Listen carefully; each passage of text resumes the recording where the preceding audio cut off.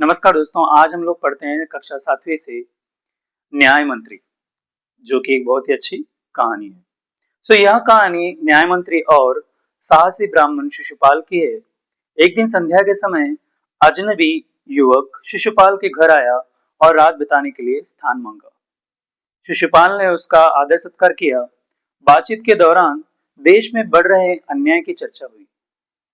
शिशुपाल ने कहा कि यदि उसे अवसर मिले तो वह सच्चा न्याय करके दिखा सकता है।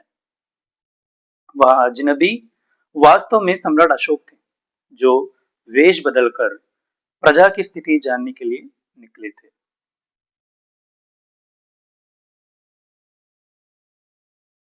वहां सम्राट अशोक ने उसे न्याय मंत्री नियुक्त कर दिया। न्याय मंत्री बनने के बाद शिशुपाल ने राज्य में ऐसी न्याय व्यवस्था स्थापित की कि लोग निडर होकर रहने लगे और चारों ओर शांति फैल गई। लगभग एक महीने बाद एक पहरेदार की हत्या हो गई। शिशुपाल ने पूरी लगन से जांच की और पाया कि हत्यारा स्वयं सम्राट अशोक है।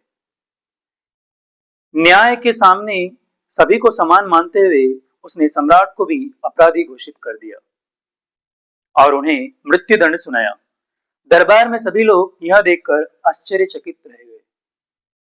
बाद में शिशुपाल ने शास्त्रों का विचार करते हुए कहा कि राजा को ईश्वर का प्रतिनिधि माना जाता है, इसलिए सम्राट को चेतावनी देकर छोड़ दिया जाए और उनकी सोने की मूर्ति को दंड दिया जाए ताकि जनता को न्याय का संदेश मिले। शिशुपाल की निष्पक्षता, साहस और न्यायप्रियता से सम्राट अशोक बहुत प्रभावित हुए और उनकी प्रशंसा की।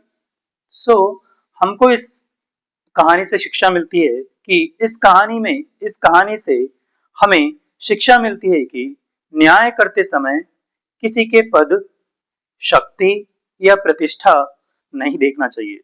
सच्चा न्याय वही है जो निष्पक्ष और निर्भय होकर किया जाए।